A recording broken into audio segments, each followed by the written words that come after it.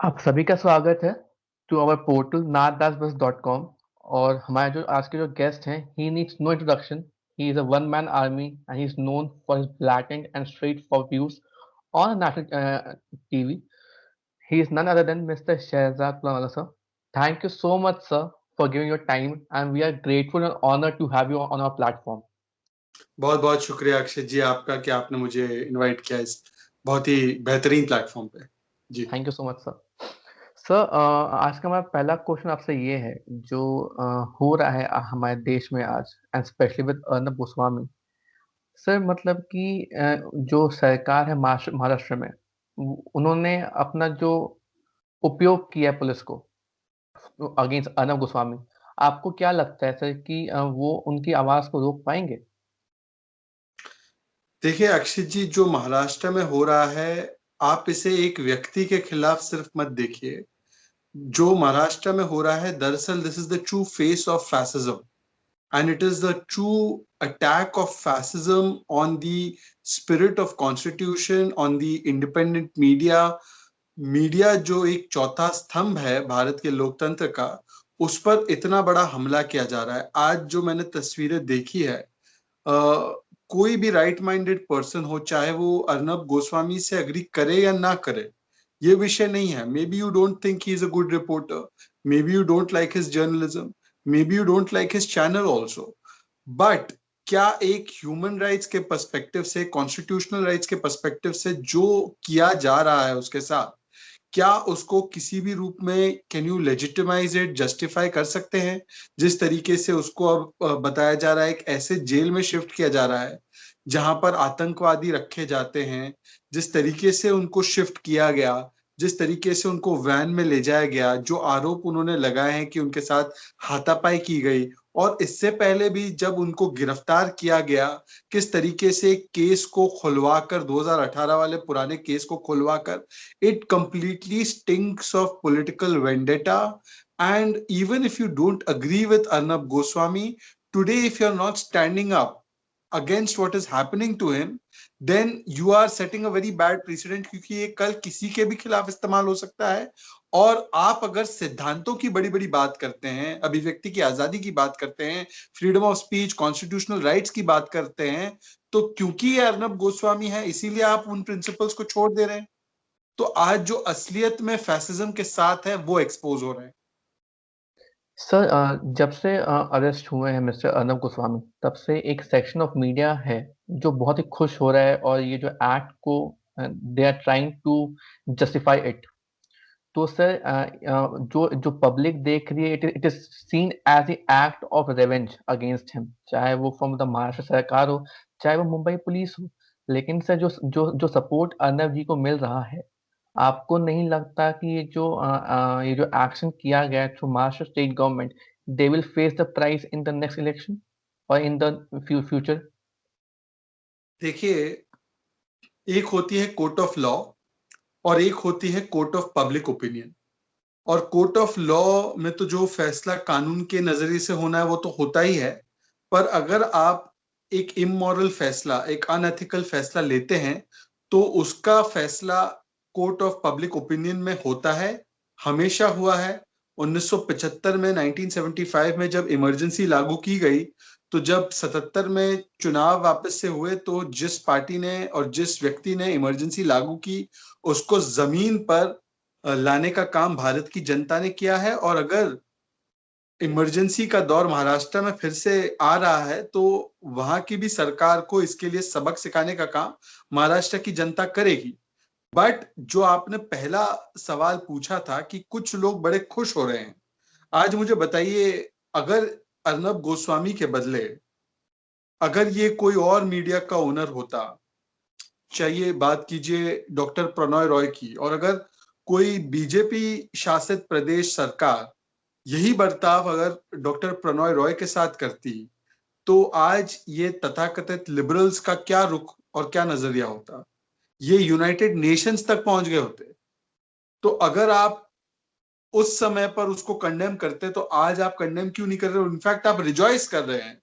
पर मैं उनको चेतावनी देता हूं कि जो लोग आज इस चीज का रिजॉइस कर रहे हैं, देखिए, अगर अर्नब के खिलाफ कोई केस है कोई सबूत है, अगर उसने कोई गलत काम किया है उस नायक परिवार के खिलाफ, हालांकि बहुत सारे वर्जन सामने आए हैं, तो कोर्ट में उस केस को चलने दीजिए। किसी ने ये नहीं कहा कि somebody is above the law, but जो तरीके से आप इसको परस्यू कर रहे हैं, अगर आज उसको सेलिब्रेट करने की गलती कुछ लोग कर रहे हैं, तो बी वेरी श्योर कि यही तरीके कल कोई और राज्य सरकार किसी और पत्रकार पर अपनाएगी, और तब उस समय पर आपको ये पूरा का पूरा जो वाक्य है वो याद आएगा और आप रिग्रेट करेंगे।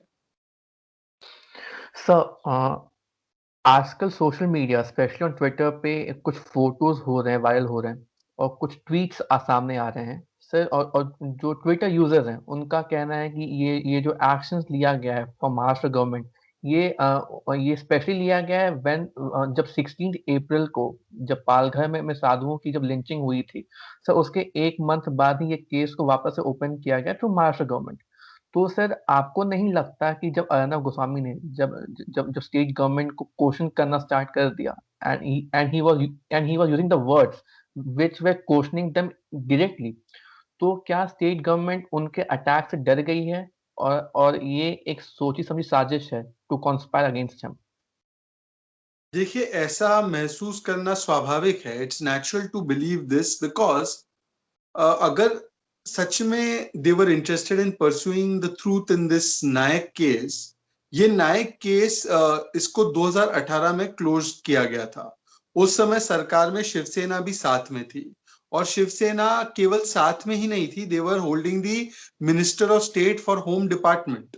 मतलब कि होम मिनिस्ट्री का जरूर एक रवैया, एक पक्ष रहा होगा इस पूरे केस में। अगर होम मिनिस्ट्री ने उस समय पर, अगर बीजेपी की सरकार ने 2018 में गलत तरीके से इस केस को बंद किया था, अगर ये आर्ग्यूमेंट है, तो शिवसेना की सरकार पूरा हिस्सेदार थी उस सरकार में। तो आर दे सेइंग कि उस समय पर शिवसेना भी रिस्पॉन्सिबल थी उस केस के बंद होने में गलत तरीके से। और फिर आपने ये केस मई में खुलवाया, मतलब अप्रैल 16 को पालघर का मामला उठता है, मतलब पालघर होता है, 3 दिन बाद वो मामला उठता है मीडिया में, और फिर एक नैरेटिव बनाया जाता है कि ये साधु तो बच्चा चोर थे। पर जब मीडिया में सच सामने आ जाता है, उन साधुओं के लिए इंसाफ की मांग जो है बढ़ चढ़कर मीडिया उठाती है, तो टारगेट करने के लिए कि हमारी सरकार पर आपने कैसे उंगली उठाई, क्या उसके बदले के भावना के तहत ये किया गया, ये सवाल उठना लाजमी है। सर, मेरा अगला सवाल ये है कि जिस तरह से उन्हें अरेस्ट किया गया फ्रॉम हिज ओन रेजिडेंस, और जो फुटेज आई हैं ट्विटर पे और अदर सोशल मीडियाज पे, सर ऐसा जो बिहेवियर है, मतलब कि अगर कोई उनको ऐसे पोर्ट्रे किया गया that he has done something very wrong, मतलब कि that he was treated like a terrorist, और ऊपर से एक एनकाउंटर स्पेशलिस्ट रैंक एक ऑफिसर उनको अरेस्ट करने आए थे।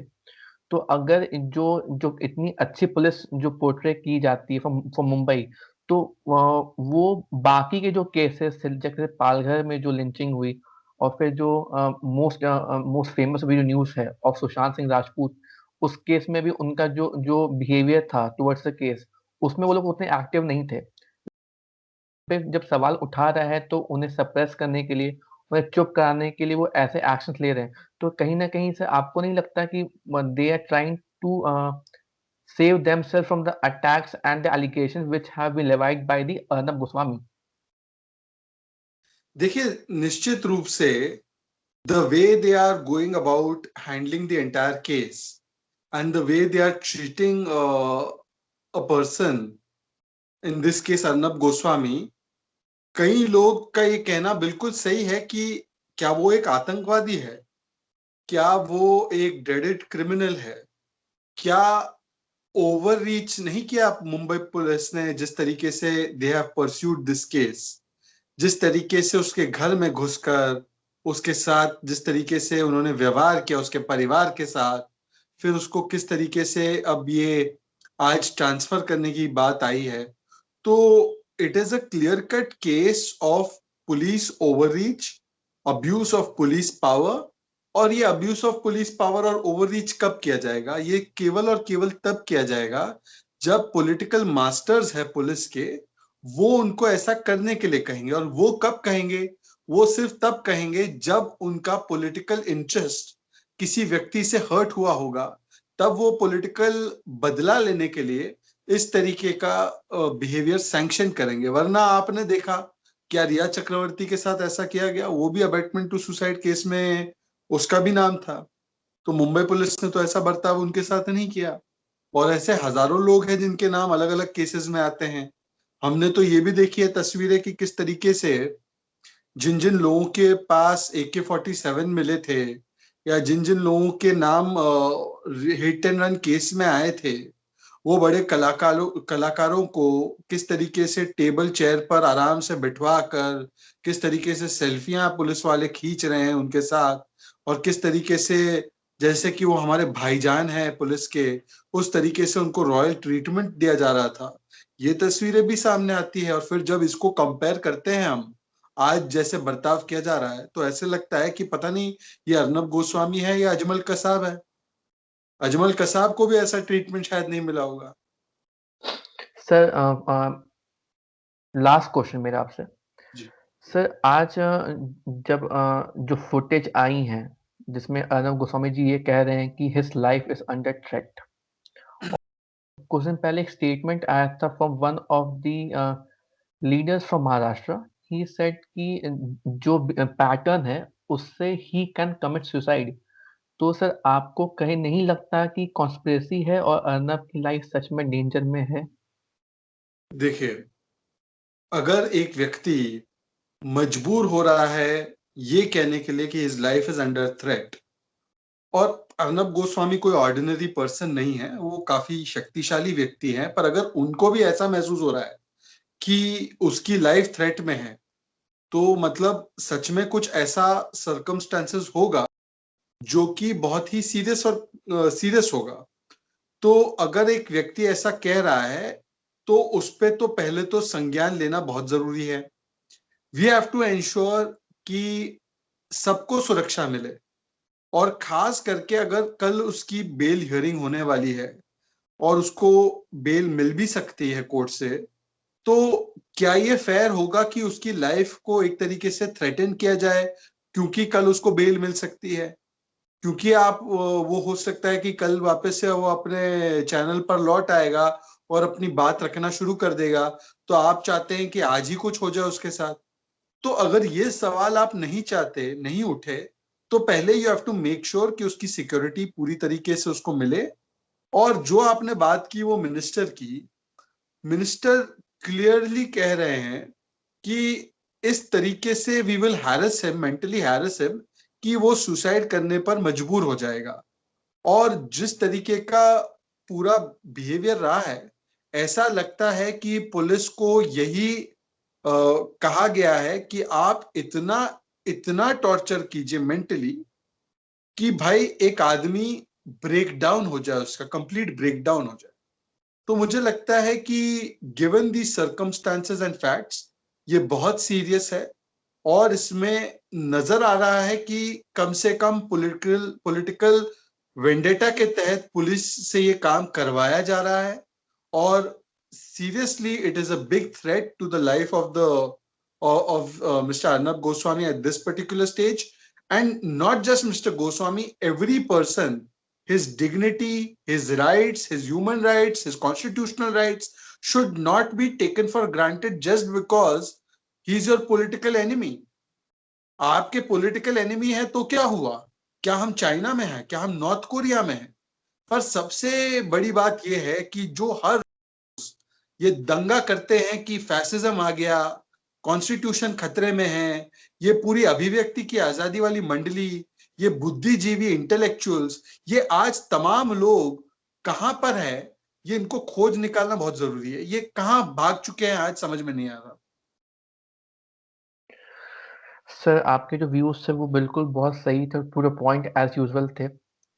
और हम उम्मीद करते हैं कि जो नेशन के जो फेवरेट जो एंकर है और जो स्पोक्स पर्सन है मिस्टर अर्नब गोस्वामी, उन्हें बेल मिले और वो ठीक ठाक से वापस आए। And I am thankful to you sir for giving your valuable time, and thank you so much to be our guest. Thank you Akshay ji, best of thank you luck. Sir. Yes sir. जय thank you sir. जय। जय Hind sir.